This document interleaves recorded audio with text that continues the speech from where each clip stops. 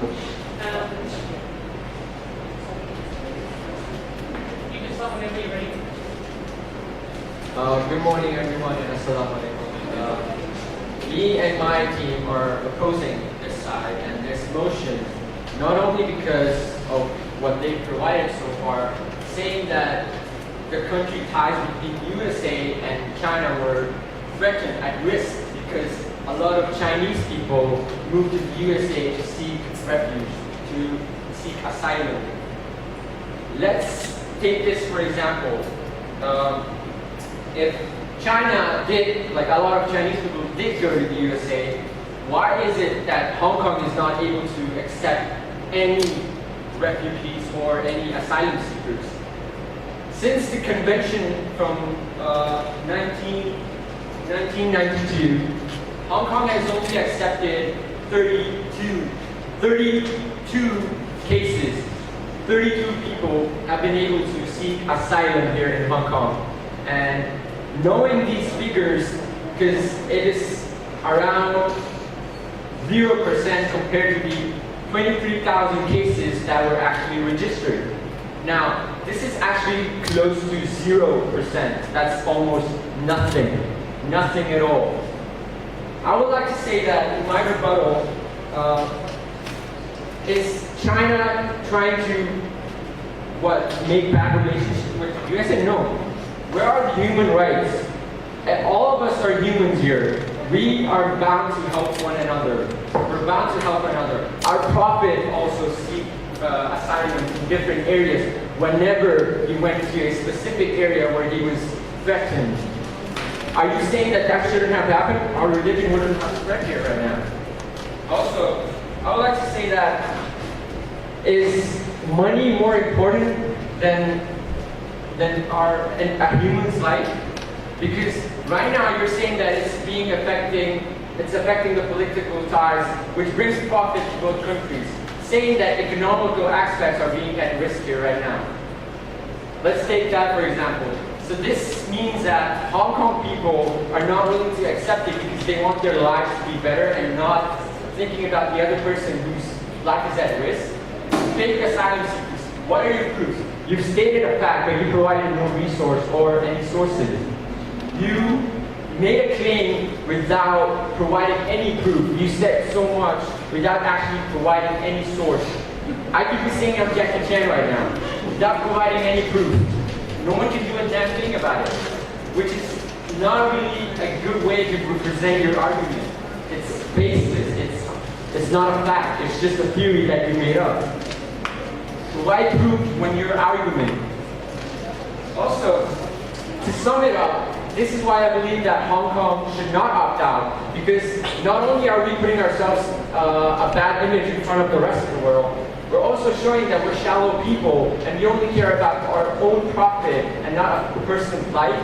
37 cases, that's the amount that was accepted. That's the amount that was accepted. Where are our human rights? I know what the other party is going to say next. Oh, what about the rights of the Hong Kong people? Do they not matter? They do. But saying that, this is the end of my argument. Okay, please give a round of applause.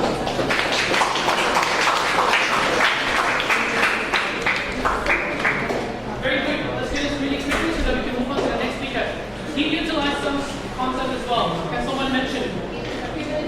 Human rights. Thank you. Human rights. Any other concepts that he utilized in his speech?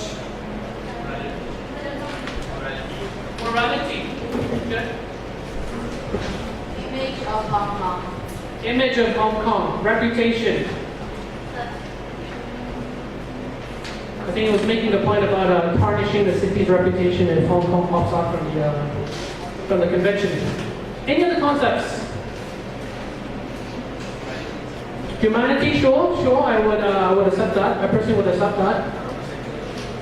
Example. Did he utilize any example in his speech? I think he did reiterate one example twice at least. What was his example? Hong Kong only accepting 32 what cases? Asylum seekers, right? 23,000 where? 23,000 them are rejected, yes or no? Did you say that? 3,000 are the cases that are done, and only 37 have been accepted. Good. 23,000 last year, or the total accumulated? Total accumulated since the beginning of the treaty. 23,000 cases have been rejected or still on hold? On hold. On hold. Processed. There's only 37 are being accepted since. Only 37 are accepted. In other words, the 37 are considered as refugees.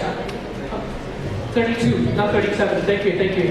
The students are very picky about the exact quote. No, not 32, not 37. Anyway, very good, very good. Yes, we can write this example down. And, Wakas, I just want to ask you, when you utilize this example, which concept is it most closely tied to? It's closely more. It's more close to the human rights. This concept? Yes, human rights and morality. Okay, okay, very good, very good. So, conceptualization example, very good. Are you guys writing this down? Yeah. Oh, by the way, I actually forgot. You guys will be doing a homework after this debate, and you actually have to refer to your notes. So make sure you write a lot. I should have told you guys before, but it happens with teacher all the time. Okay, second speaker from the affirmative side, stay here. All right, so you have 3 minutes and 30 seconds. Yes. Mr. Fung is typing this. Prophet Muhammad, we all believe him to be the last prophet. He also sought refuge in different places. He also used this as an example. So adding a religious dimension to this side is good. All right, second speaker from the affirmative side. You have 3 minutes and 30 seconds to wait. Yeah, you may start now. Good afternoon, everyone. I'm Seher, and I'm the second speaker from the.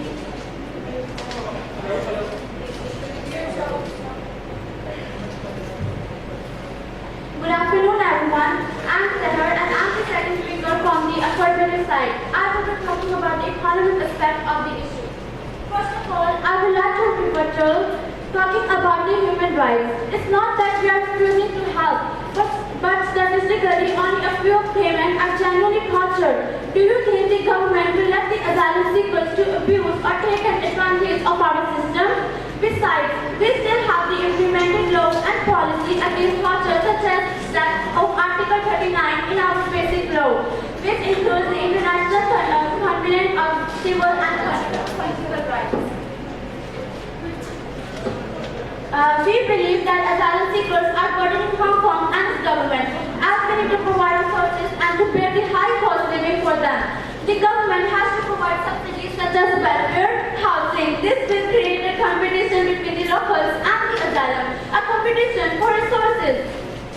Hong Kong does not have a large financial reserve, as it has debt of more than 800 billion according to national debt talk.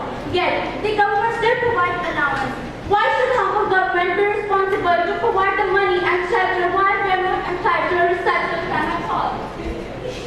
According to South China Morning Post, about Hong Kong $450 million is expected to be spent in 2013 to 2014 to aid asylum seekers, which will exceed in near future.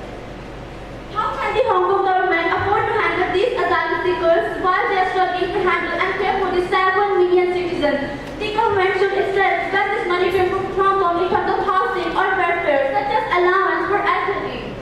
On top of that, currently there are still a lot of people in Hong Kong who are suffering from poverty or are living in cage homes. Looking at this problem, the government should allocate more resources and funds to locals. If the government continues to prioritize the needs of asylum seekers, it will cause attention in society and it will risk anti-refugee sentimental feelings.